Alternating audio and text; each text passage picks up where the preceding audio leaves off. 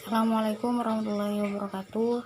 Alhamdulillahirabbil alamin. Wassalatu wassalamu ala asyrofil anbiya'i wal mursalin sayyidina Muhammadin wa ala alihi wa sahbihi ajmain. Amma ba'du. Rabbi shrah li sadri wa yassir li amri wahlul 'uqdatam min lisani yafqahu qawli. Pertama-tama marilah kita panjatkan puji syukur kehadirat Allah Subhanahu wa taala yang telah memberikan kita nikmat, rahmat serta hidayahnya sehingga kita masih bisa diberi umur panjang, masih diberi kesehatan, dan kita masih bisa menghirup udara segar seperti saat ini. Tak lupa pula salawat serta salam kita aturkan kepada Nabi besar kita, Nabi Muhammad SAW, yang telah membawa kita dari zaman kegelapan menuju zaman yang terang benderang seperti saat ini. Pada kesempatan kali ini saya ingin memperkenalkan diri dulu. Nama saya Eli Sautika, saya mahasiswi IAIN Samarinda, program studi ilmu Al-Quran dan Tafsir semester 3. Pada kesempatan kali ini saya ingin menyampaikan isi ceramah saya yang berjudul Zina dan Dampaknya. Jika kita berbicara tentang zina, tentu ini sudah tidak asing lagi terdengar di telinga kita. Zina dalam bahasa Arab atau dalam bahasa Ibrani adalah suatu perbuatan bersenggama antara laki-laki dengan perempuan tanpa adanya ikatan halal. Adapun secara harfiah atau secara istilah, zina ini adalah fahisha yang artinya perbuatan keji. Zina dalam pengertian istilah adalah hubungan kelamin di antara seorang lelaki dengan perempuan yang satu sama lain tidak terikat oleh hubungan yang halal atau tidak terikat dengan perkawinan. Menurut syariat Islam, bahwasanya perzinahan hukumnya haram dan termasuk perbuatan yang zina, yang hina dan merupakan penyakit yang akan merusak keutuhan rumah tangga dan kehidupan masyarakat. Selain itu, zina juga dikatakan sebagai perbuatan yang keji dan menjijikan. Orang yang melakukan zina ini bisa dikenakan hukuman yang berat. Apabila ia sudah menikah namun ia berbuat zina, maka dia akan dikenakan dengan hukuman rajam. Dan apabila ia belum menikah tetapi melakukan zina, maka ia akan dikenakan hukuman cambuk sebanyak 100 kali. Adanya perbedaan antara orang yang menikah dengan orang yang belum menikah ketika mereka melakukan zina ini karena orang yang sudah menikah ini seharusnya bisa lebih menjaga diri dari perbuatan yang tercela seperti itu. Di dalam Quran surah Al-Isra ayat 32, Allah berfirman, La taqrabuz zina wa la taqrabuz zina innahu kana fahisyatan wa sa'a sabila, yang artinya, dan janganlah kalian mendekati zina, sesungguhnya zina itu adalah suatu perbuatan keji dan suatu jalan yang buruk.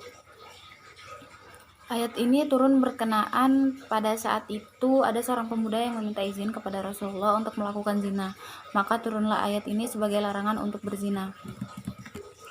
Dalam tafsir Jalalain dijelaskan bahwa penggunaan kata takrobu lebih tegas daripada lafaz taktu pada ayat tersebut. Artinya larangan dalam ayat ini tidak menggunakan kata jangan lakukan zina, tetapi dalam makna ayat tersebut dia menggunakan kata jangan dekati zina, jangan dekati hal-hal yang bisa menjerumuskan kepada zina. Dalam ilmu usul fikih dijelaskan pula bahwa lafaz amar itu menunjukkan kewajiban dan lafaz nahi itu menunjukkan kepada keharaman atau larangan. Jadi mendekati zina saja hukumnya haram, apalagi jika dia melakukan perbuatan keji tersebut. Dalam tafsir Qurtubi juga dijelaskan tentang penggunaan lafaz la taqrabu dalam ayat tersebut, karena makna dari kata tersebut adalah la tadnun, janganlah kalian mendekati zina, berbeda dengan kata la taznu yang artinya janganlah kalian mendekati zina. Tentunya hal-hal yang menjerumuskan kita kepada perzinahan itu hukumnya haram, hukumnya satu yaitu haram. Zina itu paling buruknya jalan karena ia dapat menjerumuskan ke dalam neraka, dan zina juga termasuk ke dalam kategori dosa-dosa yang besar. Adapun zina di sini dibagi menjadi beberapa bagian. Yang pertama yaitu zina alaman.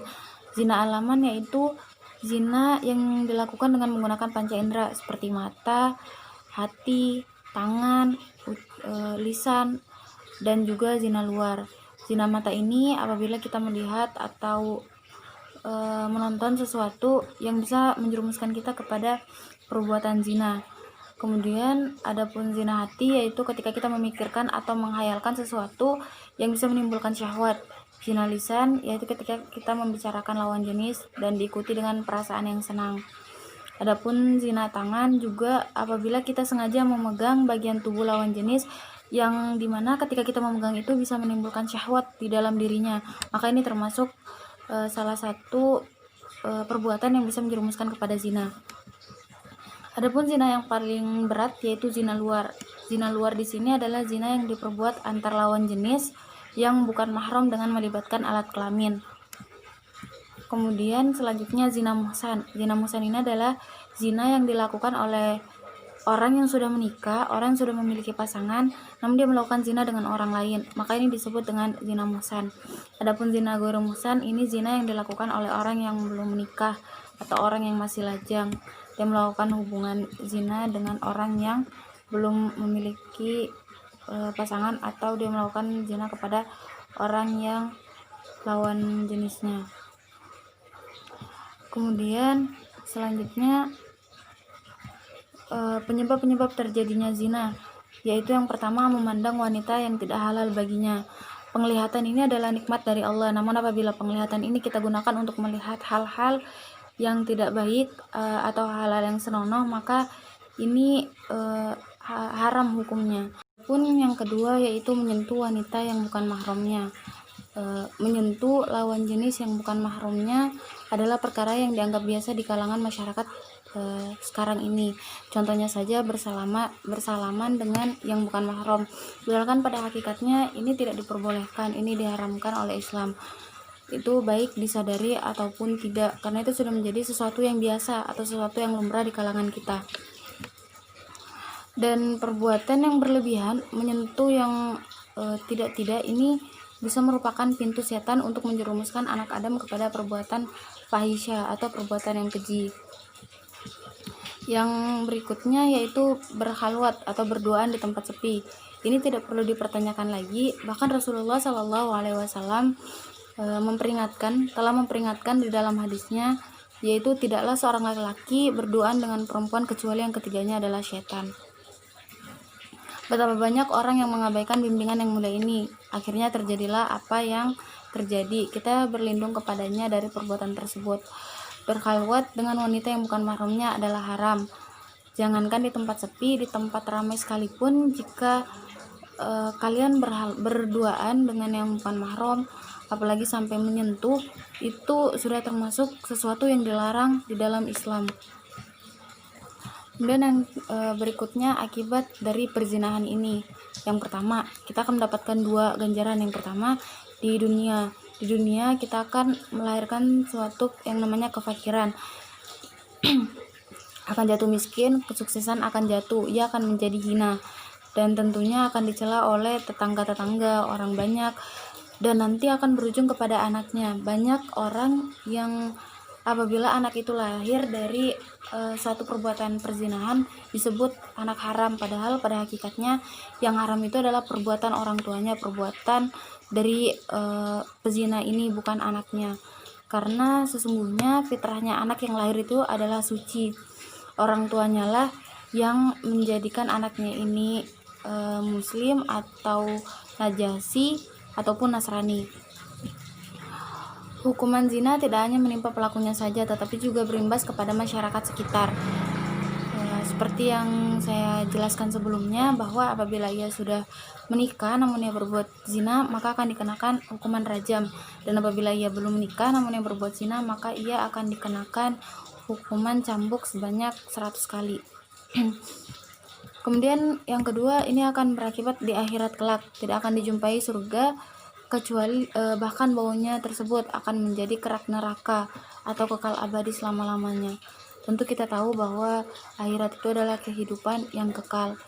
Jadi dampak dari perbuatan zina yang dianggap oleh orang sesuatu yang bisa membahagiakan dia mungkin, namun di akhirat kelak dia akan mendapatkan siksaan yang setimpal. Adapun selanjutnya adalah upaya-upaya yang dilakukan dalam menghindari perzinahan.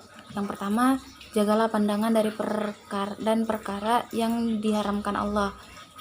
Sebagaimana hadis sebelumnya, mata itu bisa berbuat zina, tangan itu bisa berbuat zina, kaki itu bisa berbuat zina, namun semuanya dibenarkan atau diingkari oleh kemaluan. Kemudian dari Uqbah bin Amir, Rasulullah Shallallahu Alaihi Wasallam bersabda, janganlah kalian masuk ke dalam tempat kaum wanita. Lalu seorang laki-laki dari Ansor berkata, wahai Rasulullah, bagaimana pendapat Anda mengenai ipar? Ipar adalah maut. Kenapa dikatakan ipar adalah maut? Karena jika telah menikah, maka lampiaskan hawa nafsu pada yang halal. Jika belum menikah, maka tahanlah dengan cara berpuasa, sebagaimana yang sudah disabdakan pada hadis-hadis Nabi. Kemudian yang berikutnya, memanfaatkan nasihat yang dianjurkan oleh Allah agar menjaga diri dari perbuatan dosa. Contohnya, kita bisa mengikuti banyak kajian-kajian Islami yang bisa mengalihkan perhatian kita agar tidak terfokuskan atau tidak terjerumus kepada hal-hal yang seperti itu. Yang ketiga yaitu mempraktekkan pesan Rasulullah. Pesan Rasulullah di dalam hadisnya yaitu, apabila kamu sudah memenuhi syarat, maka segerakanlah menikah. Namun jika kamu belum memenuhi syarat, maka hendaklah seseorang itu untuk berpuasa, karena puasa adalah perisai. Akhwati wa ikhwani fillah rahimakumullah. Sekian dari saya. Apabila dari ceramah saya terdapat salah kata atau salah penafsiran, saya selaku yang menyampaikan ceramah minta maaf yang sebesar-besarnya karena kurangnya ilmu atau fakirnya ilmu saya. Namun apabila di dalam ceramah saya ini bisa dijadikan pelajaran, semoga itu bisa mengubah kita menjadi manusia yang lebih baik lagi, terkhusus dalam menjalankan ibadah kepada Allah. Saya Eli Saltika, minta maaf yang sebesar-besarnya. Kurang lebihnya wassalamualaikum warahmatullahi wabarakatuh.